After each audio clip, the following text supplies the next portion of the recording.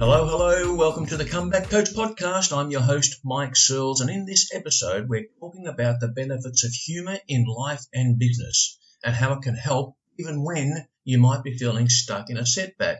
Now, how many times have you heard it said that laughter is the best medicine? Reader's Digest has been printing their little general interest magazine for over 100 years, and it has always featured humour pages and columns, such as laughter is the best medicine. The humour pages have been some of the most loved sections for regular readers over the years. And it's a fact, laughing is good for you. So what is it about laughing that is so good for us, even when we don't necessarily feel like laughing? I spoke with somebody who has the answer. Her name is Jenny Weldon Locklin, and she earns part of her living by making people laugh. Jenny's company is Creative Message Media, the company that offers all things comedy, whether that's an entertaining training or marketing video, a hilarious tribute video for a birthday, retirement or an anniversary party, or a fully customised comedy show. Jenny delivers the laughs.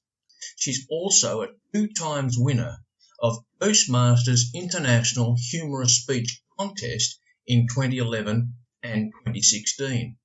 She's also been featured on the Dr. Oz show for her winning submission of a funny video.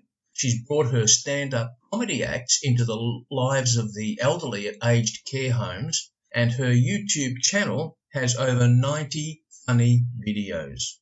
Listen in now as we start our conversation with Jenny Weldon Locklin on laughter being the best medicine.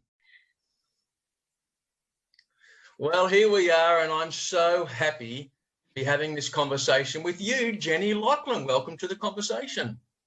Hi, Mike. Yes, so good to be here. Terrific. Now, our audience knows already about you and more about what you're about, but there's 3 reasons why I've been looking forward to this conversation. Actually, there's 3 plus 1. One is your business, Creative Message Media. I'd like to know more about that, and I think our listeners will find that of interest too. Second is that you're the co-founder of a Facebook group, Speaking to Grow Your Business. And this group is aimed to help coaches and business people and other professionals to develop speaking skills, help them grow their business. The third reason is that you're a member of Toastmasters and you are the twice winner of the Toastmasters Humorous Speech Contest. We want to hear more about that, and I'm actually going to provide a link in the, the comments section? No, not the comments, the section. Oh, no. Yeah, that's it. Thanks, Jenny. There'll be a link there so people can watch some of your videos, because that leads to the plus 1. So there's 3 plus 1. The plus 1 reason is probably the most important reason, and that is you make me laugh, which is pretty damn good because you are a stand-up comedian as well. So let's get into this then. Tell us about, first of all, before we start talking about the business side of things, Jenny Locklin has another name, Jenny Weldon Locklin. So where were you born? Tell us about your family, your early life. How did life begin for Jenny? well, I had a great childhood. I grew up in Scottsdale, Arizona, and my dad is almost 80, and he's still speaking. He's been a professional speaker ever since I was born. Speakers Hall of Fame, corporate seminars, executive speech coach, and so was a motivational speaker, really known as that back in the 80s and 90s. So I grew up with a motivational speaker dad, and my friends would always say, "Is your dad ever in a bad mood?" And I kind of took it for granted when I was a kid, and now that I've gotten older and I see how fortunate I was to grow up with that, with him as my dad. My mom and my dad both positive. So I grew up here in Arizona and had a great childhood, and still live here in Arizona. You have siblings, brothers and sisters? Yes, I have an older sister, 6 years older than me. and she lives here. We're close, and so it's nice. We have a small family, but we're all here in town. So you're a Weldon by birth, and you have grown up in Arizona. You still live in Arizona. Now you're married, and you describe your husband, John, as the handsome husband. You've got together a teenage daughter who I've seen packs a very powerful punch into a punching bag. So I don't know how that goes at home, but that's good. So what's family life like? What do you do with husband, John, and daughter? Well, they're usually telling me, let's see, I practice some of my jokes on them, and my husband usually falls asleep when I tell the jokes. My daughter goes, wait, is that comedy? Are you using that? So I've kind of learned to, I don't know, but I don't know if it's the delivery or maybe it's tough love. And so like, if it doesn't fall well here, then I know it's going to kill somewhere else. Right. So I just say, guys, I'm not even going to charge you for those jokes. Like those are free today. But actually my husband is very witty, super smart. We're complete opposites. He is extremely intellectual. He analyzes jokes. He knows, he's very responsible. He's an adult, Mike. He's the adult. And then so pretty much whatever he's not, I am. So we kind of complete opposites, but it seems to work out. And then my daughter is a lot like me. And so, but she has a great sense of humor as well. And yeah, so we have a lot of fun. That's great. That's terrific, Jenny. And all right, so where did you go to school? You attended university, you graduated, I presume? Yeah, went to well, I graduated high school with an award, which I did not receive, most likely to become a doctor or most likely to be a professional athlete. I received an award of the best laugh. And actually at the time I was like, oh my God, this is so embarrassing. Like, this is so lame. Again, but as you probably find in your own life, is when you get older, that's when you start to appreciate things that you kind of took for granted. So at the time I thought that was the biggest insult. And now I love that was something that they thought I had a sense of humor. So I always have had a sense of humor. And I think that's really important. If you are going to try to add humor in your own life, you've got to be able to laugh at yourself and find the humor in even painful things. And so that was the one award I won in high school, was best laugh. And then I went to ASU, became a PE teacher. And what I love about Zoom, you can't tell, but in fact, I hope we never go back into in-person meetings, Mike, because people will be so disappointed. I'm so short, but Zoom, you have no idea how short people, tall or short people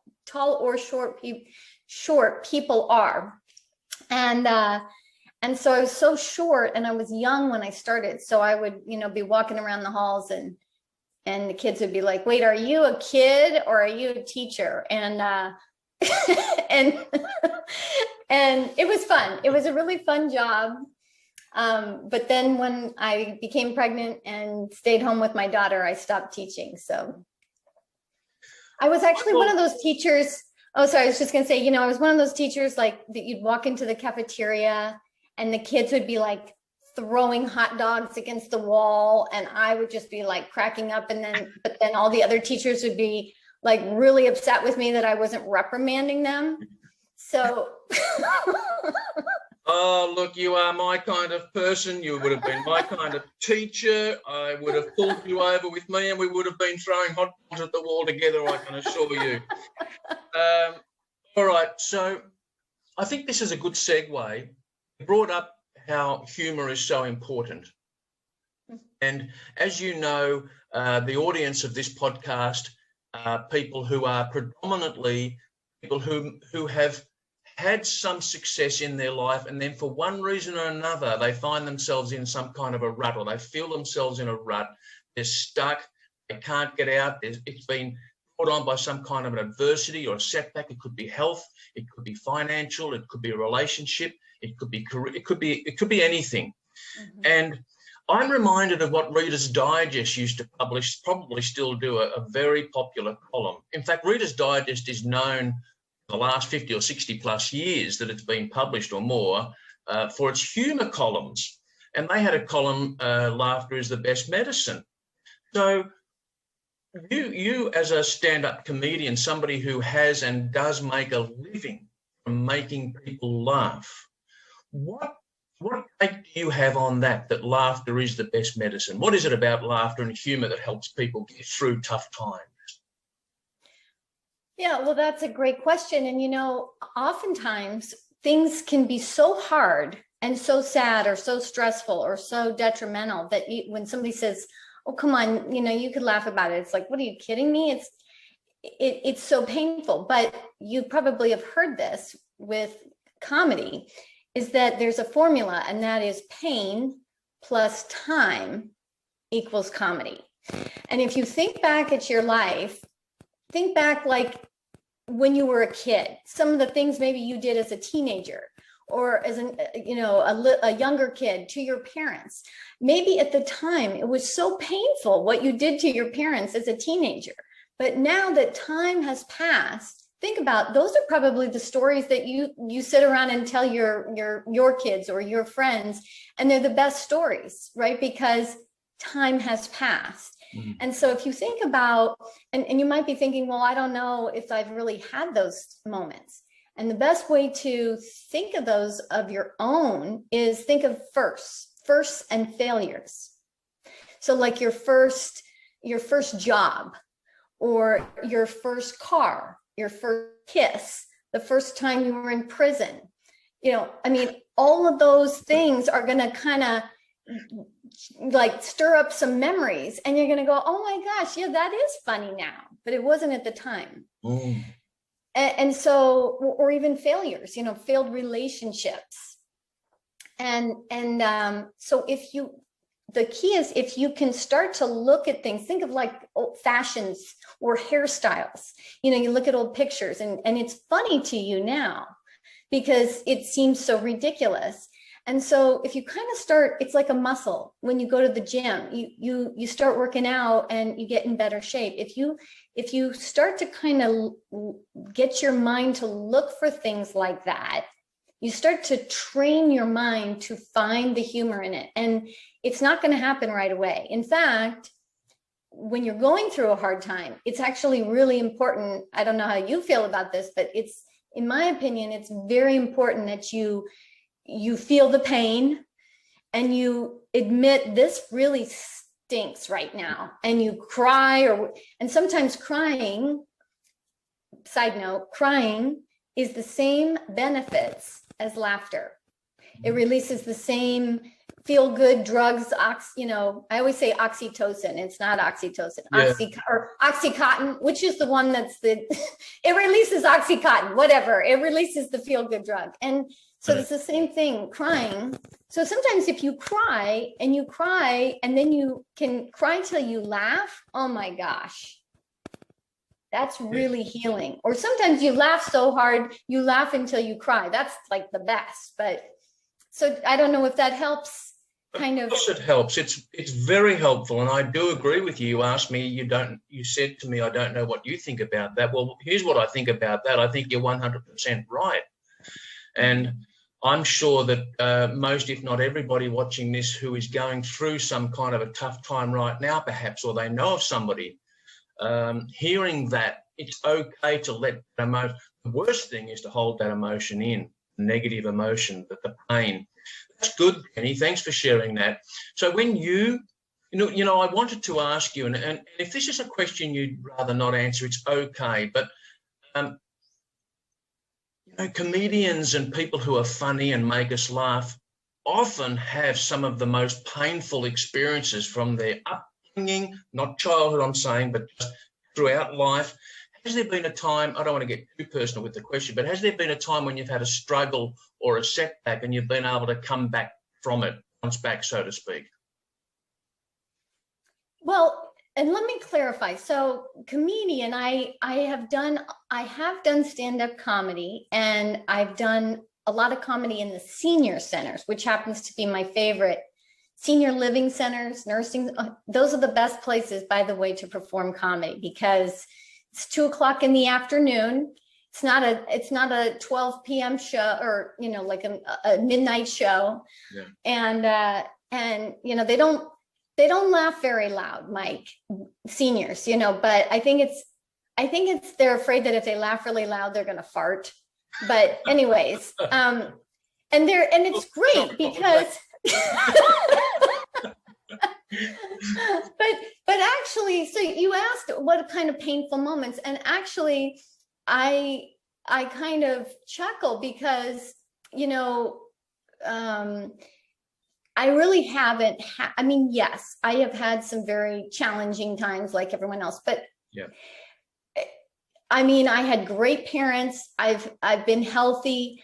I've been married. I haven't gone through, you know, anything that I would say compared to what some people have gone through. But at the same time, whether you have small setbacks or small challenges or big ones, it's really on how you look at them. And I think that's one of the things that, if I were to give my daughter, I always say, I'm so glad that you have a sense of humor. Because if you have a sense of humor, it is like your get out of jail. It is the best thing to get you out of a dark place or a challenging place. And I have a girlfriend, and sometimes we'll be talking, and I'll be crying over something. She's a parent too. We've had some really hard parenting moments. So I remember many times calling her and crying, and then we would end with laughter. And she goes, I know you're okay, because now we've gotten to the laughter. So you know you're okay once you get to that laughter. Now you might be thinking, yeah, well, what I'm going through is really hard. I'm not going to just start laughing about it right now, but give it time. Give it time, and just kind of think, how could this be worse? Sometimes you can even find humor. This is so bad. This is so painful. This is like the end of the world. It couldn't possibly get any worse. Then go, well, could it? How can we make this worse? How could, the only way that this could be worse is, and then try to like jot down, write a list of things, what could make this worse? And it's almost like that ridiculousness might make you laugh. You could try it. But my biggest advice is just to give it time. When the very first time I did stand-up comedy, Mike, I was backstage. It was an open mic. It was the very first time. And I was with all these like 20-year-old dudes. And here I am, a middle-aged mom, and I'm in the back, and I'm so nervous. And the guy before me starts jumping up and down. And I said, what are you doing? And he goes, well, you got to get out your nerves. And I was like, oh, that's a great idea. So I started to jump up and down, but I'm a middle-aged mother. And if you know what happens, but there's a reason why like a lot of middle-aged mothers don't jump rope and go jump on trampolines. And I just started peeing, literally. And all of a sudden I hear the MC say, put your hands together for Jeanette Lefton. And I'm like, who? So not only is my name getting butchered, Jeanette Lefton, what? I have pee. Now, that was so painful. I wanted to literally die. I was so, you know how humiliated I was? Now that I think back, and it wasn't that, you know, it was like a few years ago. I think back at that.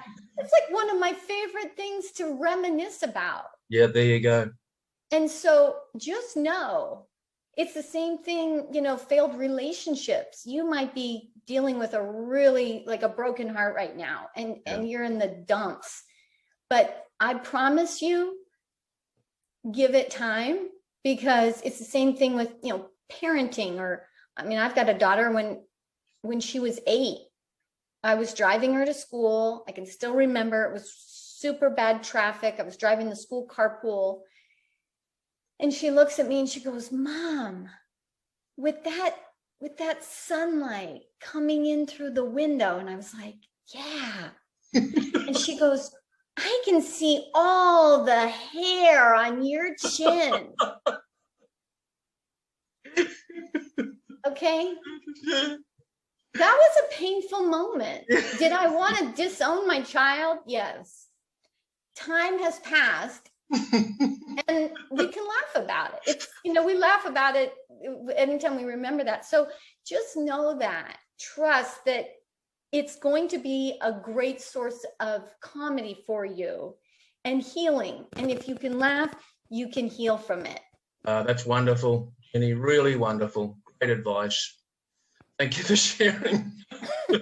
So let's talk now then, little snippets of each. There's a few things, the creative message media, the Facebook group, the Toastmasters experience, and also a little bit about your dad, Joel Weldon, because I'm sure those who are watching and listening who know of your dad would just like to hear something about what it's like to be working with someone of your dad's status in the whole arena of motivational speaking, etc. So, all right, award winner, a diploma, an honorary doctorate in the best or worst laugh at university or whatever it was. So, okay, so you're on the world stage with that, and creative message media. What is it? How does it work? What's happening there? Yeah, it's a website that you can go to, Creative Message Media, and it's all things humor. So I started out doing videos, training videos to teach people things in an entertaining way. And there's all kinds of videos there you can see. Many of them are teaching you how to do something. It's not just, for nonsense. Some are nonsense, but a lot of them are teaching. I do like to teach in an entertaining, engaging way. And you'll also see some things that I've done at the senior living communities, which as COVID kind of shut down this last year, but they're kind of coming back up again. So that would be, if you're looking for a humorous video, you have somebody in mind that's having a birthday or anniversary, and you want to do a humorous, engaging, unique gift that's also entertainment, you can find that there. And then, So that's creativemessagemedia.com? Yes. Good. So I'll put that link in that section beneath so people can see that. And part of that, correct me if I'm wrong, is you've actually written and performed these short videos in an advertising marketing sense as well, haven't you, for some organisations or companies? So is that that people can look? All right. You're a co-founder with your father, Joel Weldon, of the Facebook group, the private Facebook group, which is Speaking to Grow Your Business. What's that about? Yeah, so Joel and I, my dad, we started that about 6 months ago, and we do live trainings every week. So if you are somebody that is wanting to get even better at your speaking, maybe you have to, like a financial advisor, obviously, is speaking to prospective clients, and they need to be a good communicator in order to continue to get more business. So we do a lot of Facebook live trainings on how to be even better virtual speaking, in-person speaking. And so Joel and I do these, there's Q&A and people can ask questions. And so we do that every week. So the name of it is Speaking to Grow Your Business. And we have a lot of people that are absolutely terrified of speaking, but they know they need to do it because that is what the world we're living in right now. This is a speech right here, whether you're speaking one-to-one or one-to-many. And then we have some people in the group that, they're professional speakers. They feel like they're very confident, but they want to get even better. They're looking for maybe improving their slides or how to tell stories or maybe add humor. So that's where you can go for that.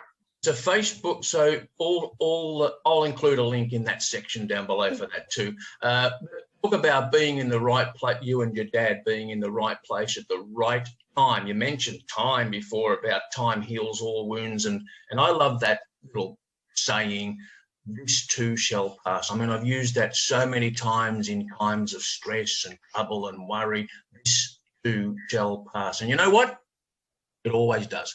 So given where we're at in the world with the pandemic and the shutdown of a lot of live physical events, we've seen more and more podcasts started in the last 12 to 18 months than in the whole 10 years prior. And also, what's that other audio spoken word platform that everyone, all the marketers are talking about at the moment? Can you remember what it's called? Oh, Clubhouse? Clubhouse, yes. So that's another, yeah. So that's, being a part of such a group, speaking to grow your business, is ideal for any. Look, you've just sold it. Why am I trying to sell your group? There's a link down below to have a look at that. Now, you are the 2 times winner. Forget about having a PhD in laughter from university. You are the 2 times winner of the Toastmasters humorous speech contest. Tell us about that. Yeah, well, that was, the first one was in 2000, wow, I'm dating myself, 2011, I believe, and the second one was 2016. And what would you like to know about that? All right, what is Toastmasters for people who don't know about Toastmasters? Okay, great. Well, Toastmasters, a lot of times people think it's just public speaking. Oh, it's for, people who want to be speakers, but it's really a great organization to learn leadership. It's also, I highly recommend it if you are moving to a new place and you don't know a lot of people. Toastmasters, and our group says this, that some of our closest my closest friends are from Toastmasters. Now, you will find that each Toastmaster club is different. Not all clubs are the same. So you have to find one that connects with you and feels right. We have a really professional group, and we have a big group. And so you go to Toastmasters and you work on your speaking skills. And when you're a member, every week you do some form of speaking, whether it's a prepared speech, 5 to 7 minutes. You can talk about whatever you want. You could talk about your dog, parenting. You can promote your business. The point of these speeches is to get certain skills learned and practiced. But the best part about Toastmasters is you get feedback. So we give members written feedback, what was good, what needs to be improved. And we give a lot of tough love. It's not, if you want to just be told like, you're amazing, great, that's not going to make you any better. It's the ones that, kind of, you read it and it's like, that hurts.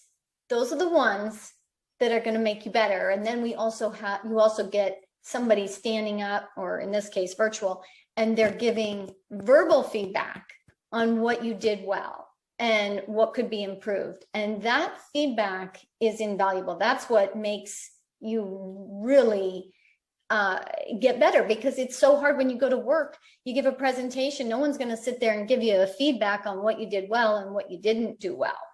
They just don't come back and listen to you, right? And then you wonder, what was it? Why didn't they take action? I don't know what I did wrong. So it's a great training ground. Excellent. Thank you. Yeah. So we all, if anybody didn't know what Toastmasters, it's not about eating up breakfast time. It's very business and speaking associated. And in Australia, there's been Toastmasters for years, and it started in America, didn't it? It started in Arizona, did it not? Or I'm not sure. I'm thinking of the National Speakers Association. Yeah, right. It's your father, Joel, is one of the co-founders of that. Right. 2 times winner of the humorous speech competition. So were you put up for that, or did you nominate yourself to enter? How did you enter? I think I would recommend this to you as well, as you're listening, and that is, I never felt ready. I was terrified to do it. I haven't been in Toastmasters long enough. That's how I felt the first time. And as you know, whenever you just say yes to something and you get into it, and my advice is this, and it never failed, is just go for it. Because even if you don't win, or whatever it is that you're going for doesn't happen, the side effect of saying yes and doing something that scares you will far outweigh the original reason of you saying yes to something. Let me clarify that, because that's sometimes confusing. Like saying yes to a new job. You might say, I'm going to say yes to this job because they're going to pay me a lot of money, right? And then you get into the job and you realize, I'm not making that much money. But because you said yes and you took that leap of faith, I guarantee you're learning some skill that far outweighs maybe that higher pay that you originally wanted. Yeah. And the same thing with my dad. We did this Facebook group, and I thought, I'll help dad. I'll help dad with social media, and we get into it, and yeah, that definitely happened. But what far outweighed that is spending time with my dad. Oh, great. So you'll find, so back to the contest, when you say yes to something that scares you, the best way to take pressure off yourself is to say, you know what, even if I don't win, something good will come of this because I'm putting myself out there. And every time it happens. Now I did win and that was great. And you'll also find that, just like with anything else in life that you do one thing and you go, wow, I was able to do that. Yeah. I wonder what other things I could do. And it's like that domino effect. So no, the answer to your question was no, I never felt ready. I didn't feel funny, but here's the secret. I knew my audience. And that's really what helped me win that contest, because it was all about Toastmasters, the speech. So like if an outsider listened to it, they might go, yeah, that's funny, but I don't really get it.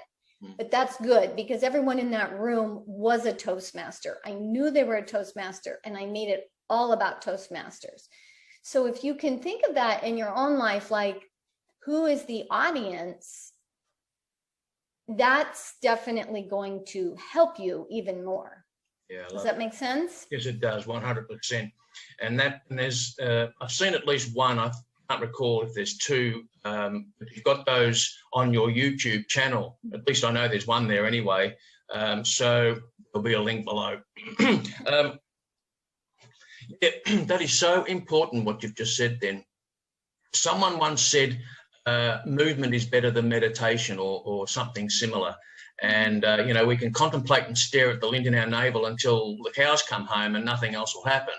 But if you get started, somebody quite famous, I think it was Goethe, however you pronounce that name, German philosopher, said, begin the thing and the power will flow with you, or something similar. And it's very in line with what you've just said, Ben. All right, so you're a 2 times winner of the Toastmasters Humorous Contest, speech contest. You've got your creative message media business. You're with your dad. You've got the Facebook group. What else is working about working with the elderly? Now, you mentioned earlier about that. Touch on that again. How did that start? How did you get to start speaking with elderly people? That sounds just funny in itself, right? How did you get your start with the elderly? Yeah, doesn't it? Wow, she is really successful. She's on the senior circuit. Oh my goodness. Oops. Oh, killing it with the seniors. But it was actually a friend of mine who was performing for seniors, and she was unable to make it to her comedy bit, and she said, would you fill in for me? And just like with anything, when I first started, it was terrible. I mean, I was doing material that people our age would connect with, and it wasn't connecting with them. As you know, it's about the audience. And I didn't want to say anything about being old, because I was, and this was like 4 years ago, so I was quite a bit younger than them, and I felt like if I talked about being old, getting old, it would be kind of like making fun of them or make them feel bad. And I realized very quickly, that's all they're talking about. They're talking about their aches and their pains and getting old and not having sex, whatever, And so when I really learned about what are they talking about, and I started making the material about that, and you can never go wrong with dogs and babies when it comes to seniors. For whatever reason, you could just show pictures of dogs and babies all day long and they would just love it. But and I also found that they really needed the laugh. Talk about a comeback or a setback. Yeah. They really, it was sad. It was really sad a lot of times going in there and seeing them. They can be lonely and they're, but it was amazing getting them to laugh. And there were times, you've probably experienced this too. You're not feeling great. You're down in the dumps. You don't feel like laughing. You're not up for performing, whether it's just getting on a call with someone or going to see a client. You don't feel like you're on because you're pretty down in the dumps or you're tired, something.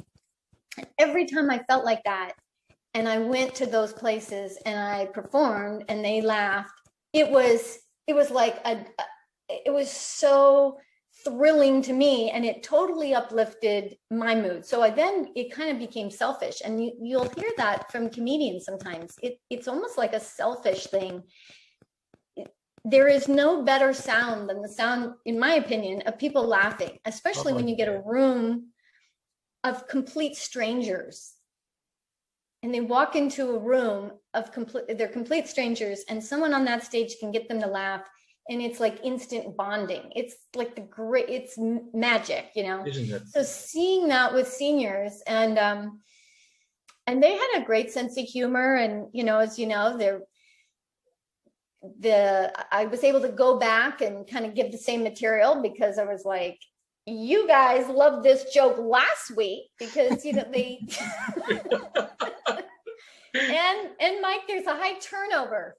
There's a high turnover at some of those places. So I was able to kind of give the same, didn't have to come up with a whole lot of new material at same Dusty Gardens, audience. Dusty Gardens, and what was the other one? Boney Back Mountain, Viagra Falls. Those were some of my favorite locations. But yeah, they Very good, Jenny. Very good. I'm reminded of a former life when I was in corporate world and sales and marketing, the pharmaceutical industry, as it turned out.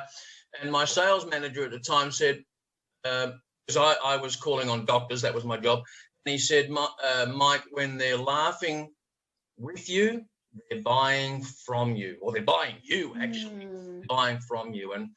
And also, not only is it the best feeling to have an audience of people who don't know you or do know you laugh with you, the sound of it, but it's also a great thing when you can hear yourself laughing, especially if you haven't heard yourself laughing for a long time. It's therapeutic.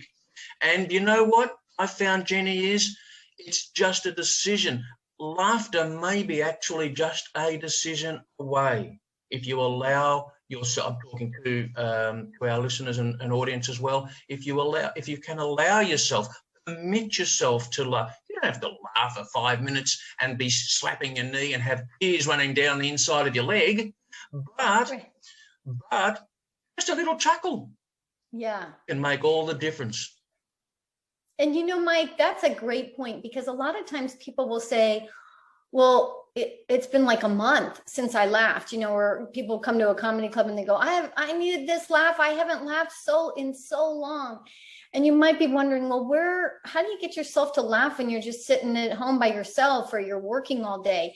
But if you think about it, there are so many funny memes now, funny videos. If you just go on YouTube or Google and you type in, laughing baby or funny dog, or you see that flow rider, which is like the surfer, the manufactured surfer waves, and you Google that or YouTube, and you will see more people wiping out on that thing. And I know I feel terrible, but I'm one of those people that like laugh when people fall down. Oh, my goodness, we are two peas from the pod, same pod. When people walk into something and bang their head, I don't know why, but I laugh. Blood streaming out, stitches, medic. Yeah. And so you can find those. They're free. You can find them, and just Melissa McCarthy. If you YouTube like Melissa McCarthy movie scenes, there's a lot of slapstick, and she does like parody songs, and just find what you find funny, and just maybe just do like one, 5 minutes every day. Just try to find something, and it's amazing. You start to get that muscle trained, and you laugh, and you're going to start to see the humor in things. And that's another thing. People sometimes go, well, how do you think of funny things? Think of what frustrates you, what really annoys and frustrates you. And then you can turn that into something funny. You can kind of maybe Google that, and see what kind of things you come up with. But memes, YouTube videos, those are all cheap, easy ways to laugh. Look back at your old photos of your old clothes. I was in overalls, Mike, when my husband proposed to me. I was like, You obviously saw something more than the overalls, the handsome husband. Yeah, so, but you got to laugh at yourself, right?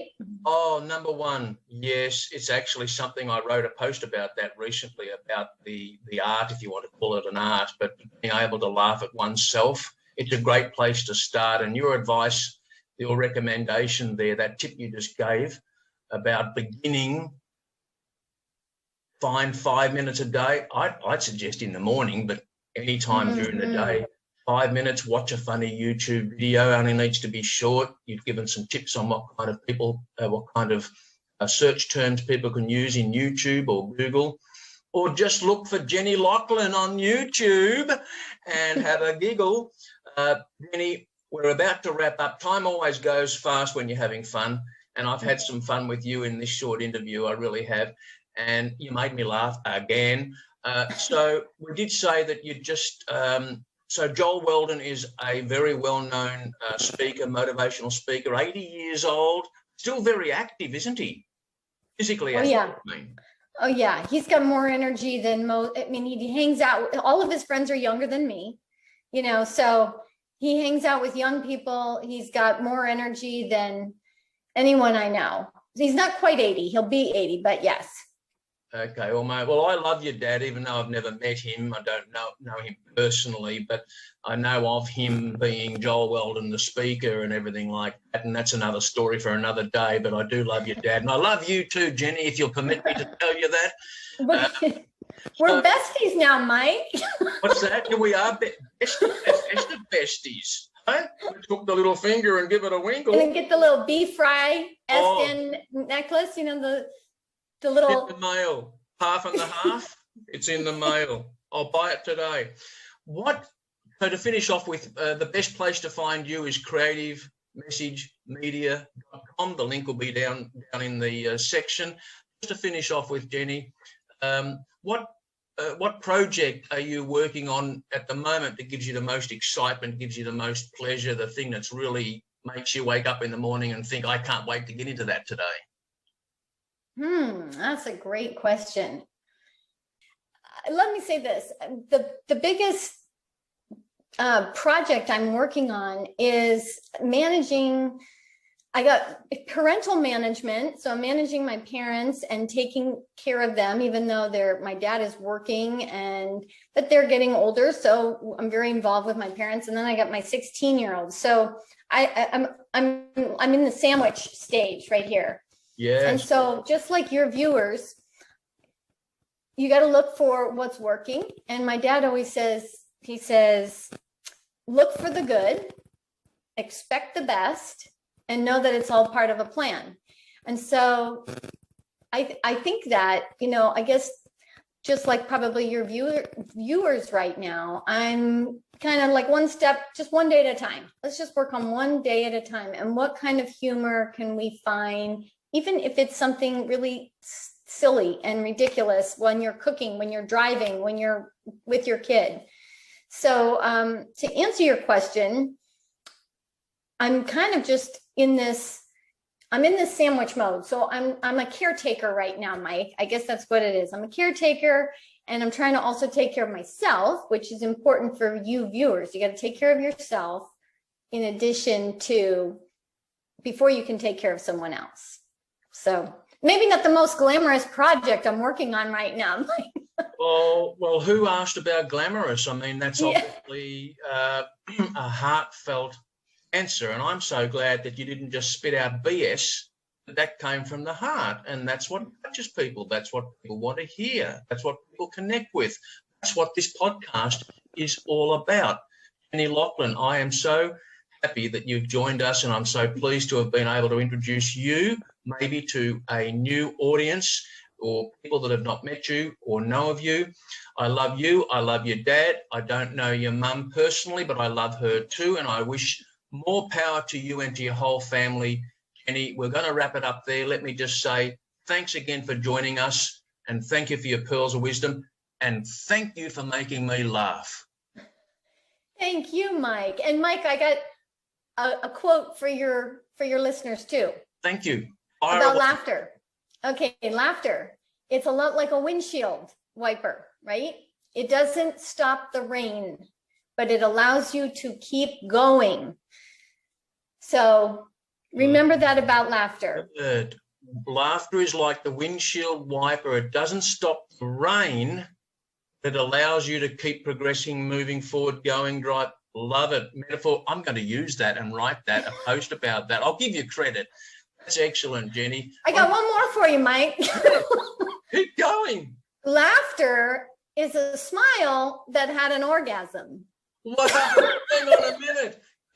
I say we only had 40 minutes. Let's change that to 4 hours. That's great, Jenny. Thank you very much. I'm going to stop recording, but please stay there, Jenny.